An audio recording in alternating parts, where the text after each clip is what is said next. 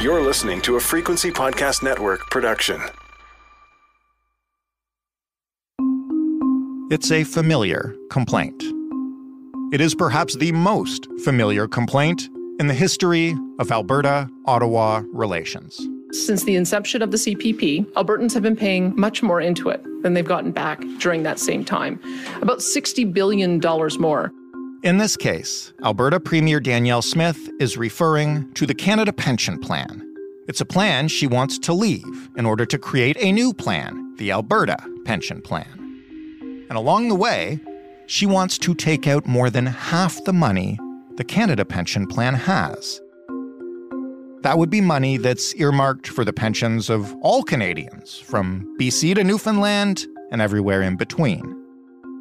Now, obviously, if this happens, it would be extremely bad news for everywhere except Alberta. But Smith will put it to a referendum, and if Albertans choose to go forward, she'll begin the process of exiting from the Canada Plan and taking a lot of money with her. Now, would Alberta actually be able to take that much money? How much are they likely to get? Is it a good idea for the province to create their own new pension plan when the Canada one is already regarded as one of the best in the world? And even if Smith doesn't get as much as she claims she will, what would Alberta's exit do to the rest of this plan that you and I and everyone will rely on when we retire?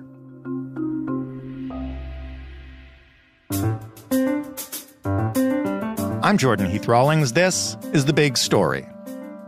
Graham Thomson is a former political columnist for the Edmonton Journal. He is now a political commentator for CBC, for The Star, for Alberta Views magazine, and today for us. Hi, Graham. Hi, Jordan. Thanks for joining us today. My pleasure. The first thing I want to ask you for is maybe, because some of this is kind of wonky, for a little bit of an explainer. What is the Canada Pension Plan? Who runs it? How is it funded? Just, bring us up to speed. Okay, so quickly, this is the thumbnail sketch.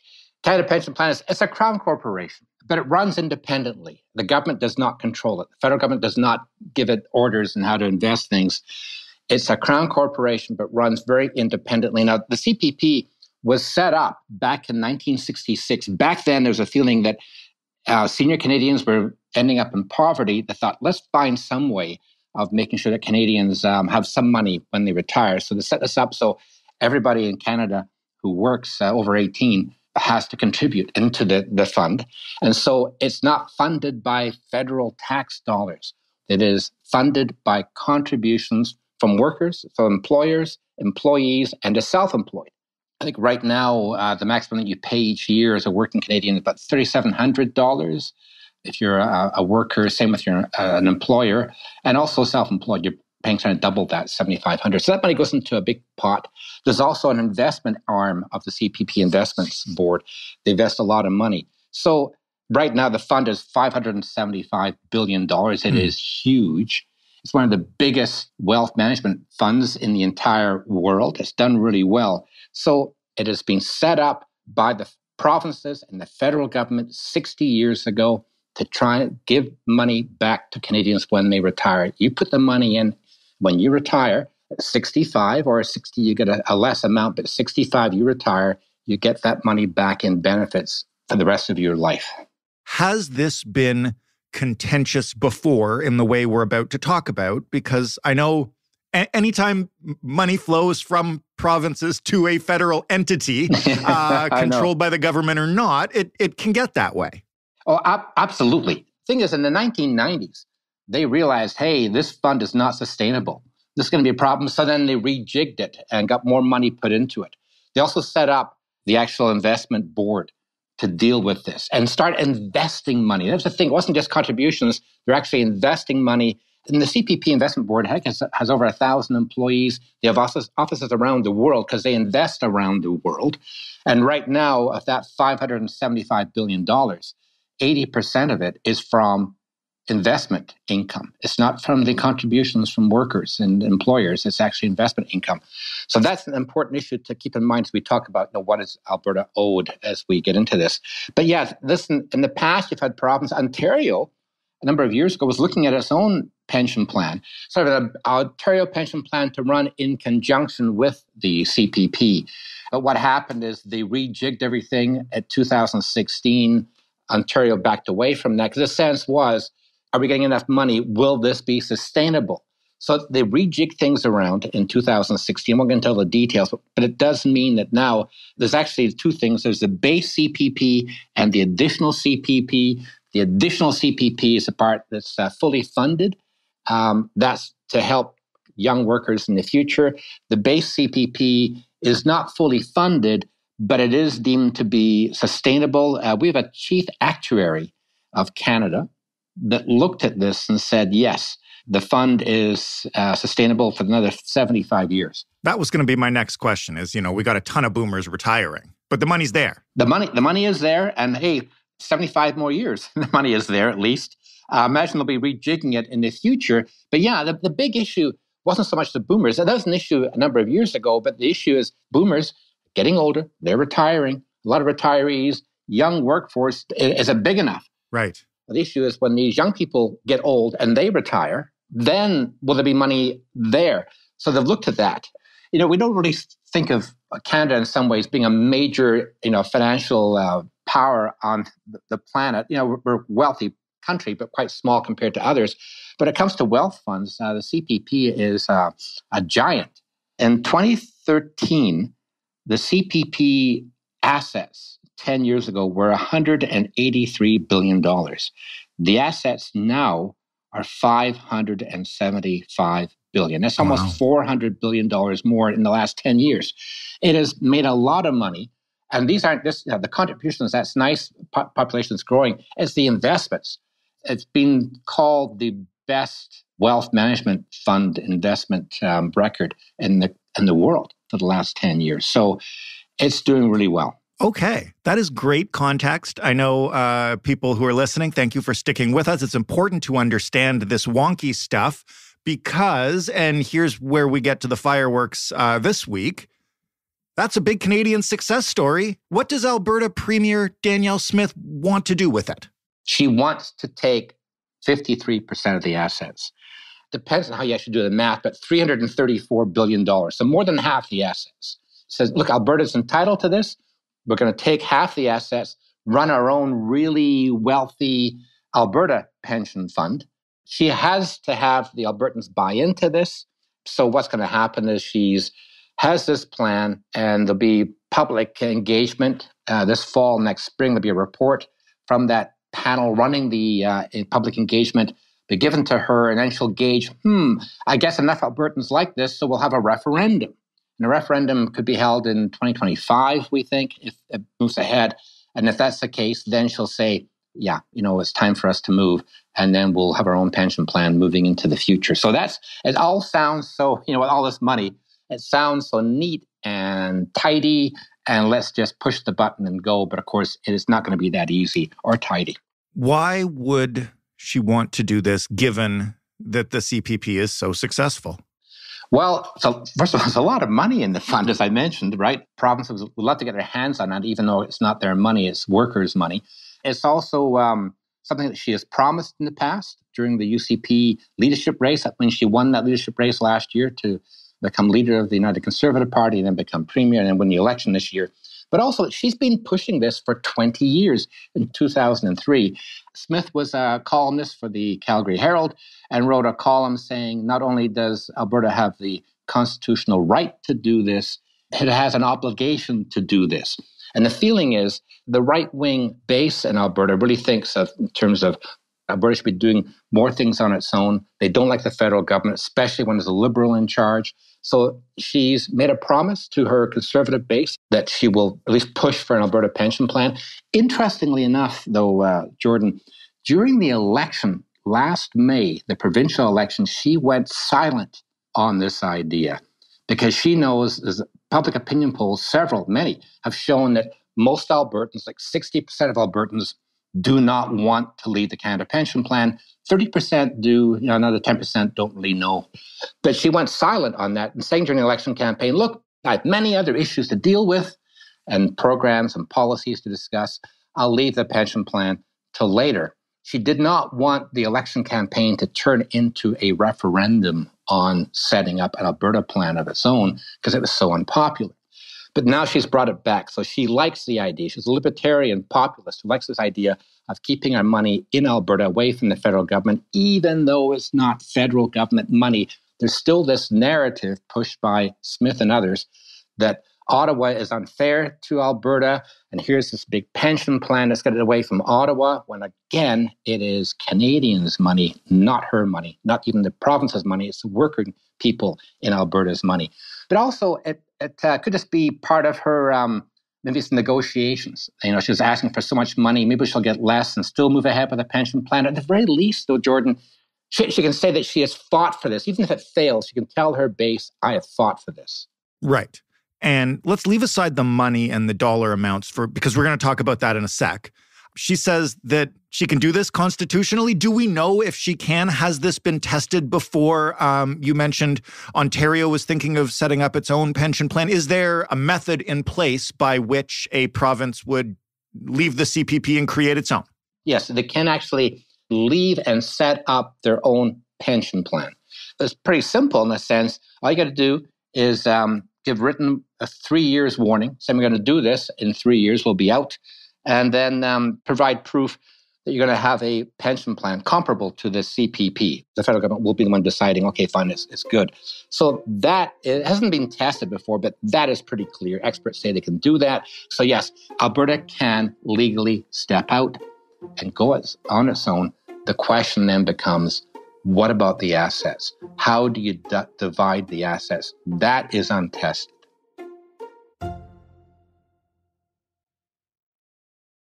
Why would Smith think that Alberta is due more than half of the money in this fund? This is based on a report they commissioned. It was actually commissioned by Jason Kenney, the previous premier of Alberta back in 2020. It was a company called LifeWorks. Did a study. It was supposed to be released in 2021, but it didn't appear last year. It didn't appear during the election, even though we're supposed to be getting it in May. It appears, of course, now. This is a very rosy interpretation, if you can call it that, sure, of the CPP Act. This is a report saying, hey, Alberta could do this, and they have alternate interpretations. And they use that term, alternate interpretations of the CPP Act, that will give Alberta $334 billion, 53% of the assets as of January the 1st, 2027. For example, Alberta could get $5 billion in the first year alone going on a loan, and that money could be used to give seniors $10,000 each, a lump sum. It means that workers will be paying $1,425 less a year into the pension. So all these numbers look really glowing. Wow, sure. This is interesting. So that is what she's saying is like, yes, we can do this. Here's the numbers. It's an entire government webpage and an ad campaign. It's really a sales campaign to promote this. The thing is, then you have experts like the CPP Investment Board. I'm going to say the board itself normally is very quiet. It doesn't like talking to the media because it just does its own thing. But it's come out and said, whoa, hold on for a second. These numbers in that report are basically fictitious. They're based on alternate interpretations of the CPP Act. And also, there's no way you can just simply say, I want half the money in the fund, please, and thank you very much. Here's a quote from Michel Leduc. He speaks for the investment board that runs the CPP quickly. He says, any idea of a withdrawal from the CPP would be complex, fiercely disputed, involve political posturing, and would result in risk for Albertans for years to come. So what would happen is even though Alberta could leave, it'd be the province's federal government then figuring out how much does Alberta get. But you can imagine no one's going to say, yeah, give them more than half the pot. The thing is, if you had Ontario and BC both using the same formula, you'd have no money left in the CPP. You'd have three provinces saying, we're owed more than all the money in the fund today. So the divvying up of the money is going to be really messy. It will likely end up in the Supreme Court of Canada. And Smith is saying, yeah, fine, let's go that way. She's making it sound really easy. We'll get our money, don't worry. Other numbers, like they're saying $334 billion according to this report, and the Alberta government has embraced it. According to the CPP Investment Board, they're figuring more like $90 billion, like 16%, not 53%. Trevor Tombe, really well-known, well-respected economist in Calgary, and he's been studying this in great detail. He had his own report out last week, the same day the government put out its LifeWorks report and its proposals. He said Alberta might get $120 billion, but he has looked at it and said the risks are so great. We have a much smaller pool of resources. The CPP invests this huge fund around the world. It's shared risk by Canadians across the country, except for Quebec. Whereas Alberta will have a much smaller risk pool, if you can put it that way. It'd be more vulnerable to ups and downs in the economy. Right. Another thing that's making people nervous is that Smith has been asked about, would the government of Alberta be involved in the investments? And she has said that hasn't been decided yet. That's a huge red flag because the federal government in no way influences the CPP Investment Board. It does its own thing, invests around the world. And here you've got Smith, leaving open the door perhaps to having the Alberta government stick its fingers in an Alberta Pension Plan, telling it where it can and cannot invest. And of course, you've got a lot of people in Alberta, especially the Conservatives, worried about what's happening with oil and gas, investments in that. So it's not a great stretch to imagine an Alberta government sticking its fingers into an Alberta pension plan, telling the directors of that plan, hey, let's do some more investments in Alberta oil and gas. Right. That's a major red flag as well. It's making people nervous. What would happen to the Canadian pension plan if Alberta left? Like, is this plan vulnerable to the departure of one province, a high-income province? What are the ramifications for the rest of Canada based on what Alberta chooses to do? Yeah, this is a really good question. Now, according to this LifeWorks proposal, or report rather, it's saying, hey, this may mean be less money in the fund, obviously. So Canadians would be asked then to pay about $175 more a year and to be fine. So in other words, this report, the assumptions are it's going to be wonderful for Alberta, 2 thumbs up, tons of money. Rest of Canada, hey, don't worry about it. You'll be paying a bit more per year, but hey, everything will be fine. That does not sound realistic when you take out over half of the assets for a province that has about 12% of the people. And the thing here is that Alberta keeps saying it's entitled to that money because Alberta's been paying too much in and getting too little out. That's a complete misrepresentation of the facts. The thing is, workers, individuals put money in over their lifetime wherever they work in Canada, and they get money out when they retire. This is just workers putting in and workers taking out. So this idea that we've been paying too much in, too much out, that comes from looking at it. Our population in Alberta is quite young. So they've been paying in, and relatively few have been taking money out. And so the government's saying, well, it's over contributions. Well, that's not how the system works. But anyway, getting back to your question, yes, this would be a major problem for the rest of the country. If this fantasy was to come true and we saw Alberta take up more than half, it'd be a major problem with the CPP. But another question, maybe more realistic question, would be if Alberta does go it alone. And the thing is, people will be asked to vote on this in Alberta in a referendum before they know all the details. It's much like Brexit. Really complicated issue, emotional appeals to people. They vote for Brexit and then realize after the fact it's a disaster. This could be the problem for Alberta. But let's say they did go out with $100 billion, not $334 billion. That wouldn't be as big a hit to the rest of the country. But Alberta has got a plan relying on $334 billion. Maybe Smith at some levels knows that isn't going to work, but you can still, at the end of the day, say, look, I tried. One of my last questions here, and this is like, it's a fascinating thought experiment. It's worrying that this could happen and potentially hurt both Alberta and the rest of Canada. How much of this is something to tangibly be concerned about, and how much of this is the sort of Alberta versus Ottawa political posturing that Alberta Conservatives love? No, you're right. The latter part of that, yes, this is very much part of this more Alberta, less Ottawa. In fact, they use that term. It's been a slogan around for a while in Alberta, but they actually use that in bold print on their webpage regarding the pension plan. So yes, and Smith has made a real effort to push back against Ottawa. Look at the Sovereignty Act. She brought forward this idea during the leadership race for the UCP. And she said the Sovereignty Act would basically allow Alberta to ignore federal laws, federal regulations. It's crazy, but she was pushing this, and that helped her become leader of the UCP and of course, become premier. But she realized that Albertans didn't like it. They don't mind a premier pushing back against Ottawa, but the Sovereignty Act sounded a lot like separating from the rest of the country. So she changed it to the Alberta Sovereignty within a United Canada Act to make it sound less like a separatist screed. But this is her mindset. Let's get away from Ottawa as much as possible, be more like Quebec. She gets these ideas, and it's not always based on the reality of the moment. It's based very much on her own interpretation of the world. She's a populist libertarian. She's very articulate, very charismatic. And this is her playing to an audience, playing to a base. This is also what she believes in. And this pension plan falls within that idea that we can do better things in Alberta just left alone from the federal government. The problem she's going to have is that people don't like the idea. It's just to try and convince them. That's what's happening right now. This whole campaign is a sales campaign to try and convince people based on that LifeWorks report that this is a good idea and let's push ahead with it. And the rest of the country should be concerned because at the very least, this could end up in the courts. It could, Trevor Tombe says it could, affect Confederation as well. Wow. And again, this is not Alberta pitting Alberta against Ottawa or Smith against Trudeau. This is very much money that Canadians have paid in. They'll be pitting, in a sense, Canadian workers against Alberta workers. And that's not going to be good for the country.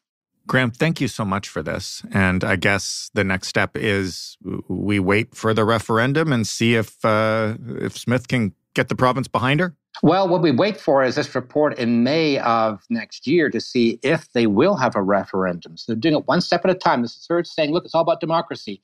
So she is making a sales pitch, but at the same time saying, okay, Albertans, I want to hear you. And the thing is, right now, we don't know what that threshold will be. When they do these public town hall meetings and have a report back in May, what will the threshold be that she wants to push ahead with a referendum? We don't know that answer to that question either. Graham, thanks again. Complicated issue. I understand it a lot better than I did yesterday. You're very welcome. It's been my pleasure. Graham Thomson. And that was The Big Story. For more, you can head to thebigstorypodcast.ca. You can always get in touch with us. We love to hear from listeners with story ideas or comments or questions or complaints.